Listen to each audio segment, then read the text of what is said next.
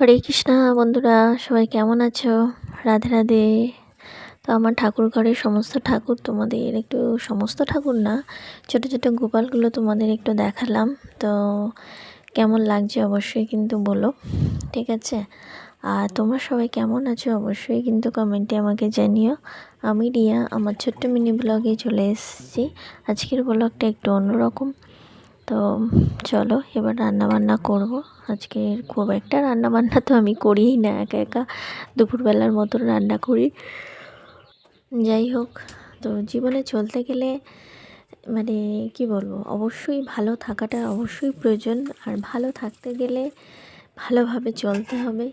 আর ভালো চলতে গেলে কি করতে হবে বলো? নিজের বুদ্ধি মতন সেটা এগিয়ে নিয়ে যেতে হবে, নিজের স্বপ্ন দেখতে হবে। কিন্তু সত্যি আমরা চোখ বুজিয়ে স্বপ্ন দেখার থেকে না, পরিশ্রম করে চোখ খুলে স্বপ্ন দেখাটাই আমার মনে হয় সেটাই বেস্ট স্বপ্ন, ঠিক আছে? তো নিজের কিছু টাকা ইনকামে নিজের জিনিস একটা করলে না একটা আনন্দ পাওয়া যায়, সেটা ছোট হোক আর বড়ই হোক না কেন, সেটা নিজেরই বলো। তো যাই হোক, কারোর কাছে হাত পাততে হয় না বা কোনো কিছু করতে হয় না। এটা একটা মানে একটা আলাদা আনন্দ বা আলাদা অনুভূতি হয়, এটা আমার মনে হয়। এবং আমার মনে হয় আমার মতো অনেকেরই মনে হয়, ঠিক আছে? কারণ আমি তো একমাত্র ব্যক্তি নই যে সেটা আমার একার মনে হবে, এরকম অনেক মানুষই আছে বা আমি অনেকের কাছে শুনেছি, জেনেছি, দেখেছি।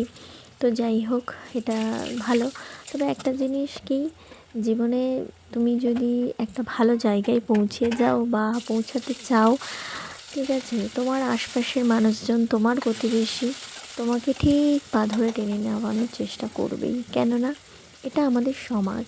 কারণ তোমার ভালো পাশের বাড়ির লোকের সহ্য হবে না, পাশের বাড়ির লোকের ভালো তার ভালো সহ্য হবে না, মানে এটা এইভাবে আমাদের সমাজটা চলে এসছে। এই সমাজটা কিন্তু আমরাই গড়েছি, তুমি দেখো, এটা এখনকার সমাজে এটাই হয়ে থাকে।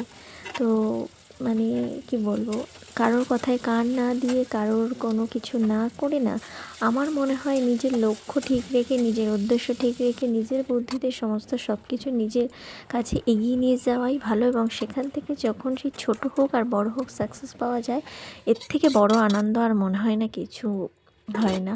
আর তোমার তো বাড়িতে গার্জিয়ান আছে, সেটুকু শুনলেই প্রয়োজন, ফালতু কেন লোকের কথায় কান দেওয়ার প্রয়োজন আছে?